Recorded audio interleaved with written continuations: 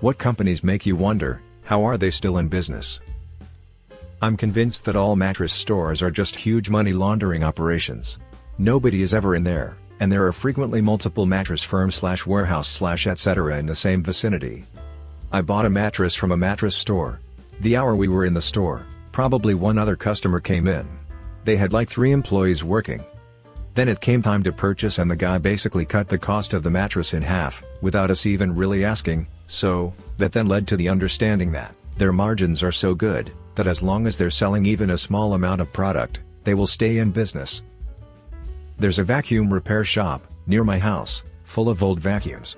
And by vacuum repair shop, I mean, shady looking vacuum repair shop, that probably sells lots of drugs. As a former employee, GameStop, they've done everything they can, in the past 5 years, to piss off employees and consumers alike. It seems like it might finally be catching up to them, but it's been a long time coming. Not that I necessarily want to see them fail, I know plenty of current employees, and don't want to see them jobless, but it really seems like it's happening in a few years. Whenever I drive around town, I see dozens of these tiny little shops that have been there forever, those random shops on the bottom level of apartment buildings. They sell like seasonal items, or random touristy shit, despite not being a touristy town. Hell, there's a vacuum cleaner shop, near me, that's been in business for as long as I can remember, and I've never seen anyone there, so, I'm assuming it's a front for money laundering or something like that. There are a bunch of stores like that in my town too, like a vegan candle store, that has stayed in business for years, despite never seeming to have any customers. I have to imagine they have a really sympathetic landlord or a strong lease agreement, that has kept their rent unusually low, or something like that.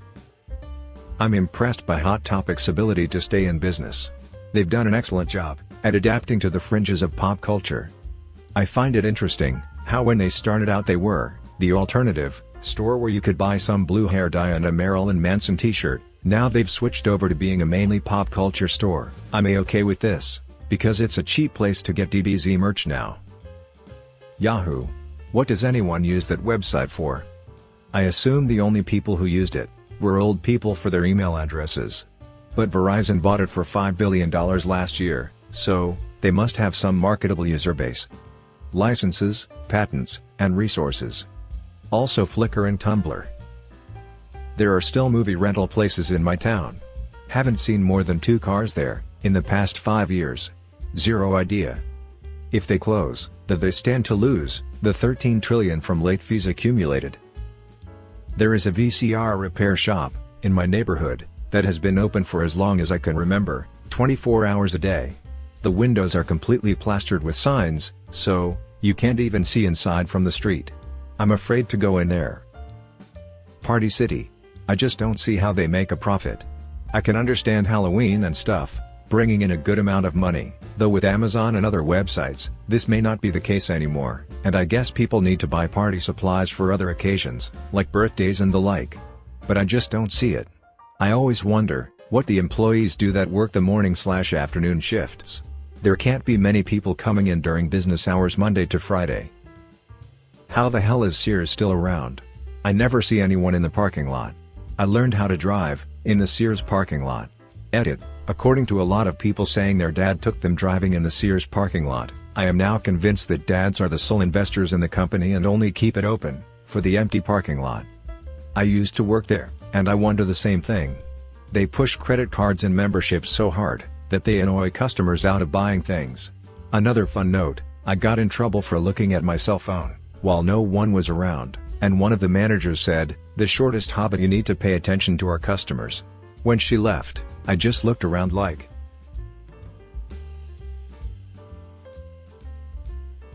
Bosley Hair Restoration. A Google search, and all you'll find is horror stories and lawsuits. Appealing to vanity is a great moneymaker. Any magazine. Because, internet. The answer is, ad revenue. Lots and lots of it. I read a couple of pretty niche, low circulation history related magazines and they're filled to the brim with ads. And most of the ads are targeted at the baby boomer demo, Viking cruises, jitterbug phones, cheap shop at home jewelry, life alert, etc. Those fireworks stands, that are open, all year round. Went to one of those in January once. It was just one guy in the big warehouse, playing on his phone, and listening to music over the loudspeaker. Didn't even have most of the lights on, until we walked in. There's a rug store, in the town I grew up in, that was, going out of business, for my entire childhood. And now, 20 plus years later, it still has, going out of business, signs in the windows. But yet, it's open. It's near a crazy busy intersection, and is the only place that I know of that sells rugs within 2 towns.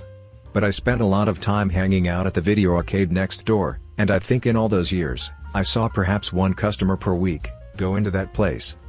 I think it's a money laundering front. Any of those pyramid schemes, lip sense, unique, Scentsy, that sort of thing. It's so ridiculous. Edit, yes, some of the products are decent. It's just the cult-like mentality of these people that really freak me out. They have a weird promotion system for each, and all pretend to be living these flawless lives, at least from the way I see it. I live in Canada, where Tim Hortons dominates the market, for coffee and donuts and the like. I wonder how the hell, Robin's Donuts stays in business. Their stuff doesn't taste very good, from what I've had, and they have to compete with such a huge company like Tim Hortons. I don't understand it. Staples/Office Depot. I know they survive, because they have office supply contracts with tons of businesses, but the brick and mortar side is strange. Anytime I go to either of these stores, they're almost completely empty, and packed with shit that I just don't know why anyone would buy there, like random electronics and snacks. AVG. It's now, basically, a corporate-made virus/rootkit. That's how all antiviruses are. They are basically viruses that keep away other viruses. Like hiring the local mob for protection. Family Video. All other video store chains, in the States, have died out, and yet, they somehow manage to have a location in almost every city where I'm from. It's baffling. Apparently, there's a store called Steinmart, pass it almost every day, but I didn't notice it for 18 years, and since noticing it, I've never seen anyone enter or leave. I asked my father about it, and he said, "Huh. I guess old people might shop there." HP. Printers are shit. Ink/toner is worth more than human plasma. Laptops have a planned obsolescence built in, they overheat and fail. Customer service is underqualified, and useless. Edit, apparently the servers are good. I won't deal with them, because I've dealt with their shit consumer junk for so long, that I won't even look at an HP product, unless forced to at gunpoint. Enterprise-level printers are good, and make a ton of money for them, and their servers are good. Dell makes better workstations than them, though, and decent servers. Not a specific company, but there are so many nail salons and so many yoga studios in my neighborhood that I'm amazed they can all stay in business. Also, there's a tarot card reader in my neighborhood who's been here at least 20 years, outlasting all the other businesses that were in her building when I first moved here. Maybe she knows what she's doing? Just visited San Antonio, and was amazed at the number of nail salons per block. Not sure how they all stay in business, or what motivates a person to look around at the other 4 stores and say, "Here. This is a perfect spot for my nondescript store." Rule number 1, the safest employment opportunity in a recession is hair and nails stylist, since everyone is going to need it at some point in their life.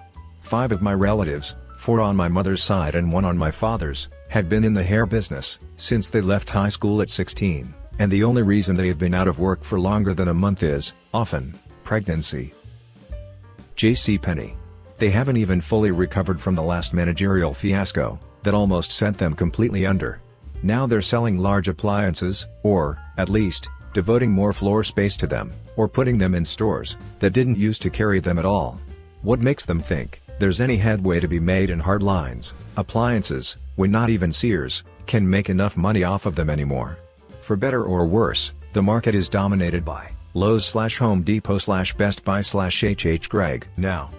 Plus, Penny's store brand women's lines, Worthington/St. John's Bay, used to be decent, inexpensive clothes suitable for work, but they are so shitty now.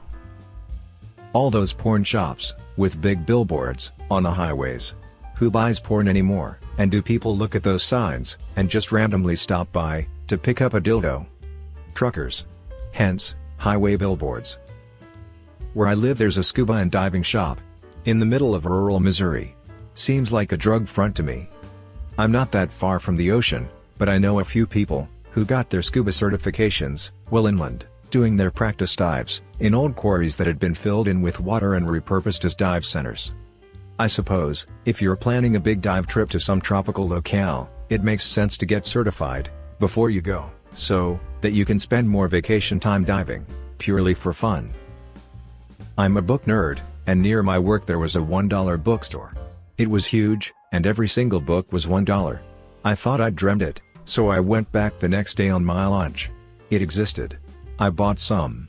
They were all used books, but they had everything: fairly recent hardcover fiction, coffee table books, comics, old crusty books from 1800s. All $1 each. Over a period of months, I essentially furnished about 80% of what is now my library. I knew it couldn't last, and it didn't. The space is now a Dave & Buster's. Those cell phone repair places in very busy malls. No one is ever there, and you know the rent on those places must be insane. Actually, I work in a mall and I personally know someone who works there. You usually never see someone there, because when you go in, assuming there isn't a long wait, it takes 15 minutes to fix. Then you're in and out. It's not something that requires them to be busy throughout the day.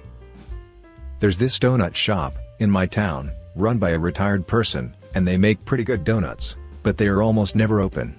The sign on their door has what should be the normal business hours, but a lot of the time, the owners just don't feel like showing up, so the shop is closed for the day. Which is really annoying, when that was supposed to be my breakfast.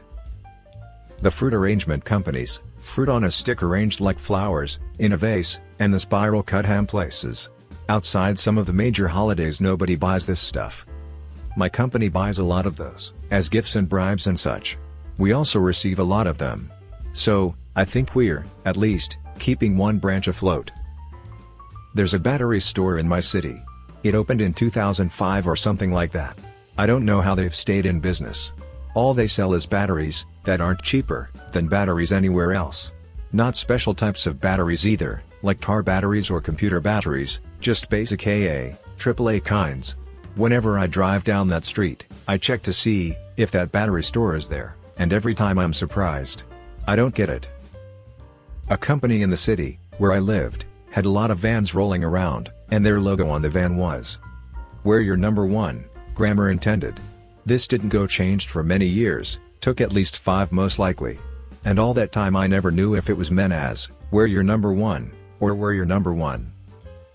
There was a pizza place in a moderately trendy/hipster suburb locally, which used to have an excellent reputation and was extremely popular, handily outcompeting many other local pizza places. Then it got bought out, replaced all the staff, and the quality and service plummeted. The local joke was that it was now a mob front, hiding the amount of money passing through it by comparing it to the previous owner's profits, so they were deliberately trying to be terrible and unprofitable on the pizza front, in order to be able to launder more money from other sources. Boscov's. It's a department store in the Northeast, and it's like a shittier, worse Sears. Everything in there looks like it came from 1986. Even the commercials are super old looking, using 90s graphics and pastel colors. I have no idea how they are still in business. Noodles and Company. It's like McDonald's started selling $9 bowls of crappy spaghetti and Alfredo. Yet people eat that garbage up. The main selling point, I've heard from many people, is that they have sriracha on the table. You could eat better pasta with sauce from a jar every day for a week, for less than the price of one meal there. And you could even get your own bottle of sriracha. Little Debbie, or any snack cake company, for that matter. Have you ever seen their list of ingredients? I'm surprised people still say, "F it," and buy that shit. I love zebra cakes, but they make me feel so sick and sluggish after eating them. My local Staples needed to pick up a long Ethernet cable, preferably about 30 meters. Walked into my local Staples, figuring it would be there. The largest one they had was 50 feet, and it was priced at $44. I didn't buy it, seeing as how I had saw one earlier on Amazon, at the length I wanted, for only around $20.